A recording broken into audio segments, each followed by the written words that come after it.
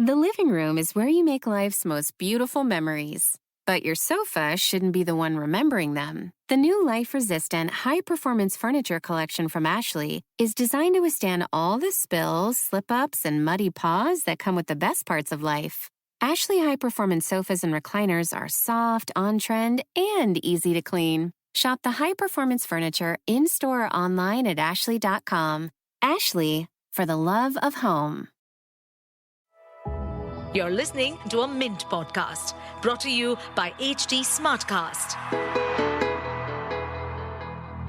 If you've accumulated good amount of money by working really hard, then what would you do with it?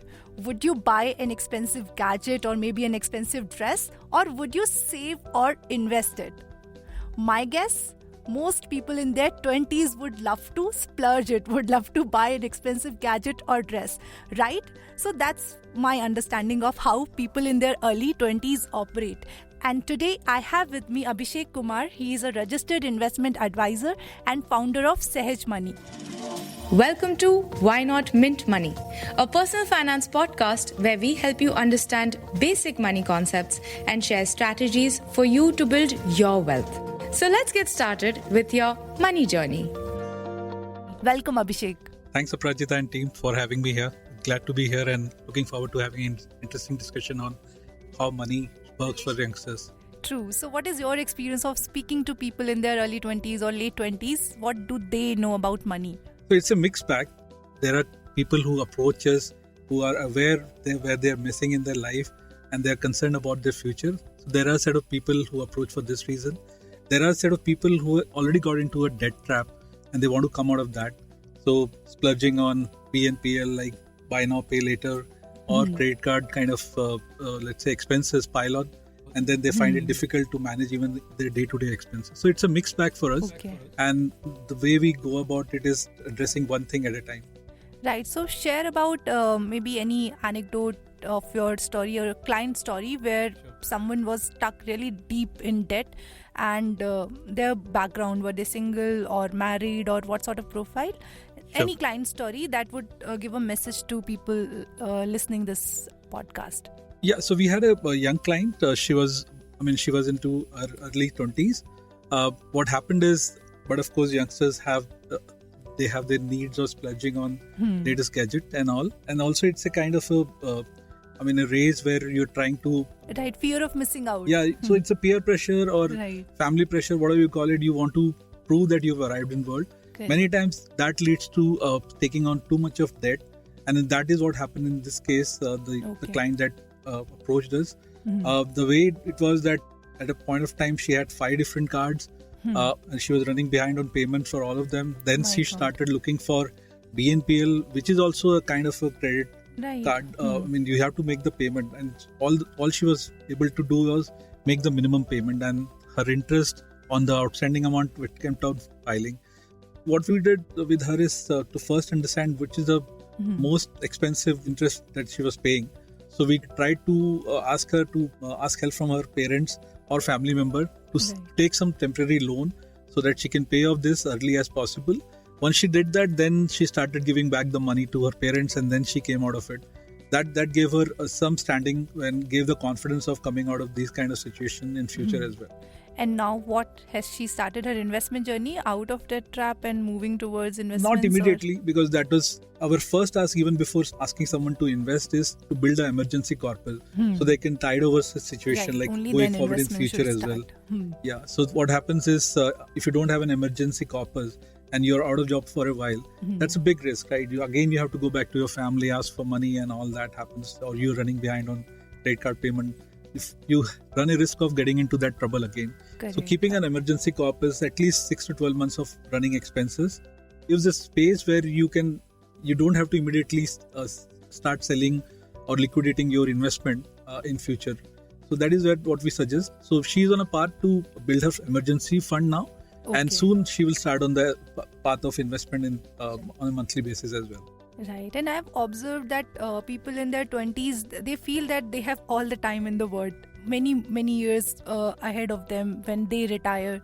And it's only when people get married or have children, then only they realize the importance of investments. But if you realize it early on in your life, when you are in early 20s, maybe right after your college education, when you start your professional life, then if you get financially disciplined, it helps in future. Indeed, you're spot on in that regard. So just to give a comparison, if someone is, let's say, 25-year-old, if they start a 6,000 SIP every month, and let's say for argument that the return on that investment on the CAGR basis is 12%.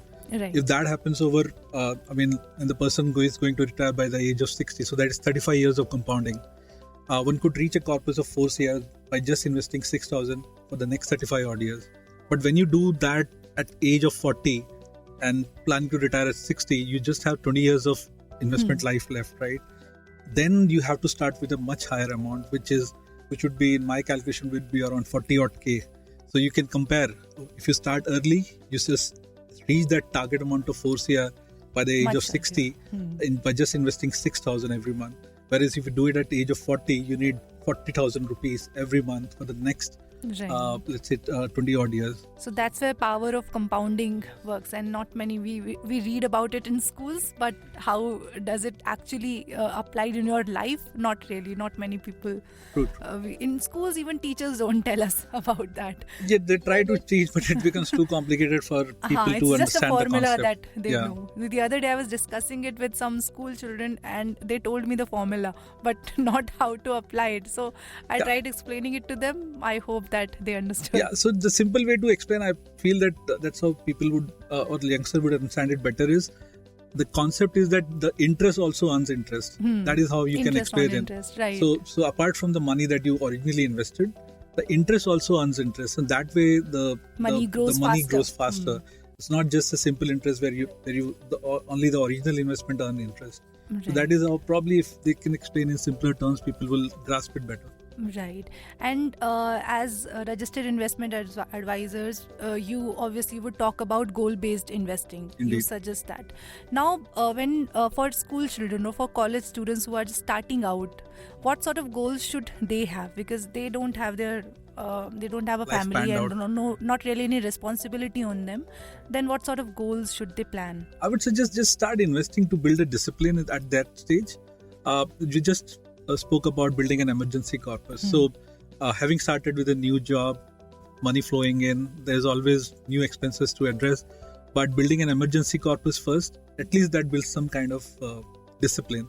And then they can let's say, build on that and build for future needs. So that's right. So let's say even for youngsters, buying gadget could be a goal, right? Buying an expensive gadget down the line because there is going to be a new launch of a mobile phone could be a goal. So it's better that they start saving early on so that they avoid buying this gadget on credit. So things could be as simple as that. It need not have to be that everyone has to plan for a very big goal. Goals could be things that they want to do it on a one-time basis, and it's going to be a big ticket expense for them at that point of time. So buying gadget or buying car early on in their life could be a goal, and they can start from there itself.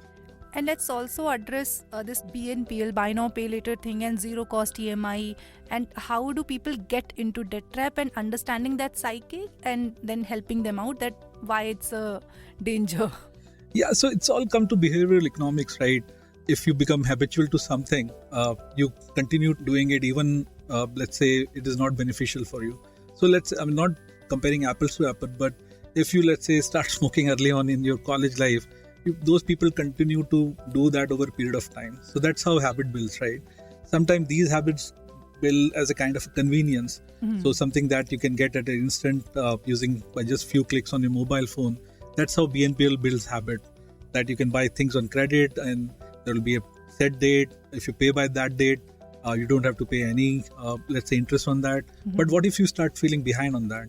And what these BNPL companies do is they keep on increasing the credit limit. So you start with 10,000 odd K, which is to say that, okay, you keep on paying your regular electricity bill, gas bill and all that. But once you start getting higher credit, then there is a tendency of buying expensive stuff. And probably then it leads to a situation where you buy expensive things on credit and don't have money to pay back within that time limit. So that's how these, let's say, building habits comes to harm people in their financial journey. Right. And among your clients, usually, do you have young clients or mostly mid-age people or older people? So the kind of offering we have, we offer a fixed fee planning. So in that sense, we get clients from all strata of the let's say income base. So we have clients who are young or fresh out of the college, starting with their job. We have clients who are in middle age. We have clients who are about to retire or already retired. So because we don't charge fee based on their investment amount or the net worth that they have, we get clients from all across all walks of life. Yeah, because I want to emphasize that why it's important for youngsters also to have a financial advisor. Because usually what happens when they start earning and they get their salary, then random people will tell them to buy maybe any investment linked insurance plan, and these kind of plans do not get good returns. And then they would not understand, and maybe stock market or all we talking about FNOs, cryptos, lot of things are going on, so they don't get access to correct financial advice. And I happened to speak to a 24-year-old lady just a couple of weeks ago, and somehow she watched an interesting video on YouTube by an registered investment advisor. So she was lucky that she could land on that video and she could understand the concept of registered investment as advisors and fixed fee based planning, etc. And she approached one, and now her life is sorted. The great beginning she has had now with her first year of her working life, and she has an advisor. So this is the message that I want more and more people to receive, that you must have a financial advisor for you. It doesn't cost much. I believe, I think that lady used to pay just 10 or 12,000 rupees a year for financial planning. And I'm sure this is the amount for you also. So how to reach out to many more people to get this message across? So it's a chicken and egg problem that we are having right now due to a lot of mis-selling. Even in financial advisory space, Sebi came across a lot of complaints where people got registered as RIA and they were mis-selling, let's say, securities, stock tips and all. So Sebi came really hard on that and imposed lots of restriction, what you can do and what you can't do. Like there is an advertisement code. For every advertisement, I as an RIA float, I have to take prior permission from there's an entity. So that is a bureaucratic process. But I understand there's a problem in the market where, I mean, if Sebi doesn't put a control, that could lead to more mis-selling in the market. So right now it's that. But I think over a period of time with great initiative like you are doing right now by promoting fixed fee or financial planning advisory, I think it will reach out to more set of people and they will understand about this scheme of things, and they will approach Sebi-registered RIA for their investment advice and get an honest advice for that. Because Sebi has made it really clear that RIA has to be fiduciary, which is to say that they have to keep their client interest at the top of the thing, and their interest takes the back seat, which is that of the RIA. So that is a good, in theory, it is a very good practice, and all the restrictions are built around that. So in a sense, it is restrictive, but I feel that over a period of time, once this stabilizes and the word gets floated around, Sebi will remove some of this restriction going forward. Right. And I have also seen people saying that I don't have money, I don't have savings, and I don't need an advisor. So that is also what people have, that mindset. I don't have money, I don't need an advisor, but it is wrong. So how an advisor adds value in one's financial life? Just talk about that. Sure. It's not just about, putting across investment, because we as an RIA, we don't get any commission out of it. So there's no incentive for anyone to invest with us or through us. So that is entirely fiduciary, as I just explained some time back. With regard to how we explain financial planning it's like you say that whether you want to be fit or not. Everybody would say that I want to be fit. Nobody would say that no, I don't want to be fit. So same thing goes with investment. What is the right age of investing? I would say today itself, right? So there is no right age or right time to do it.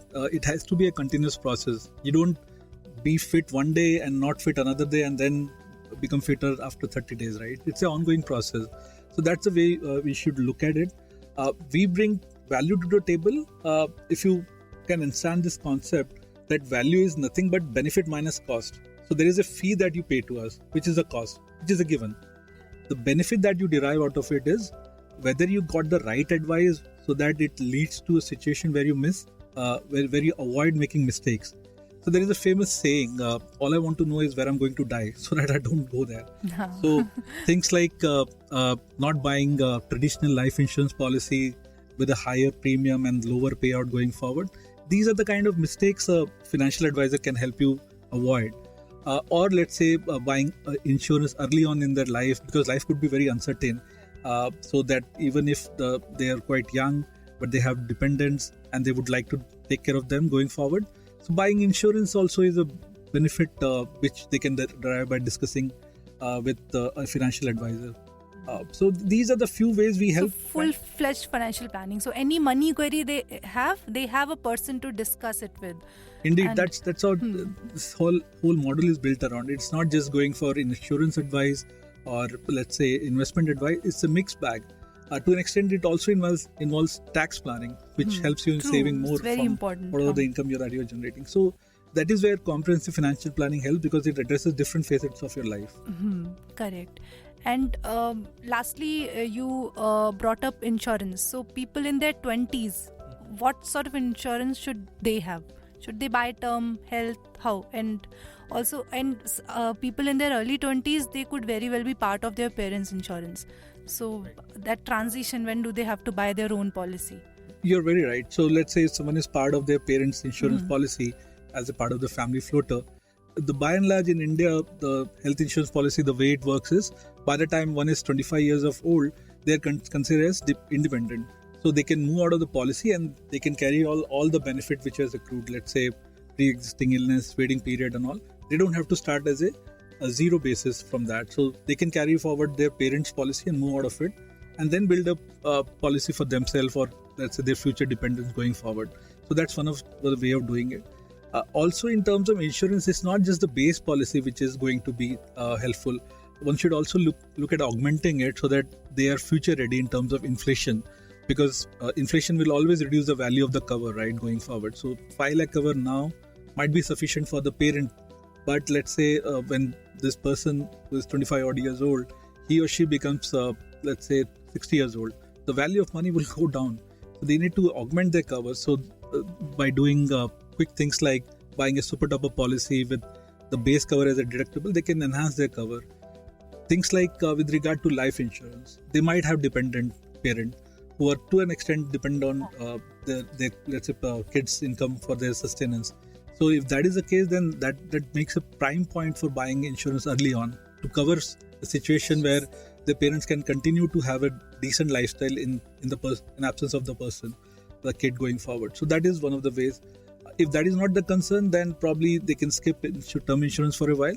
But with major events in life, let's say they get married, they will have more dependents coming forward. Or they buy a major liability, like let's say buying a house on loan. So that's a liability they have to cover. So making or buying insurance at that stage is also beneficial. And at various major stages of their life, they should keep on increasing the cover, provided they are fit enough. So the risk of not buying early is that what if you have a chronic illness going forward? Then you would not be able to buy insurance at all. So starting early also helps here as well. Lastly, just a word, why people listening to this podcast should come to Sebi-registered investment advisors. That would be so promoting myself. Not yourself, but in general, Sebi-registered. Yeah, because just like to remain fit, you have an option of going to unregistered medical practitioner, but you run the risk of not getting the right, let's say, health advice, right? Same kind of risk you tend to come across when you don't go with registered practitioner, because they are liable to or they are responsible for all the codes that SEBI has built. So that is where it's a kind of validation of those ideas that you can go to a let's say registered investment advisor, which can be held accountable for what kind of advice they are doling on. Asking random people for advice could work, but if it doesn't work, it could come to hurt you really heavy. really bad. So one-stop shop for all your financial troubles. Kind of, yeah. So so someone is looking for comprehensive financial planning, then they should look at Sebi-registered investment advisor for that kind of fiduciary advice. Right. Thank you so much, Abhishek. Pleasure meeting you and your team, and thanks for having us over here. Pleasure having you. I hope you liked the episode today. I am available on X, by my handle Apri_Sharma, and you can also look for my name on LinkedIn, which is Aprajita Sharma, and you'll be able to find my profile. For more such interesting podcasts, keep tuning into stsmartcast.com. Thank you.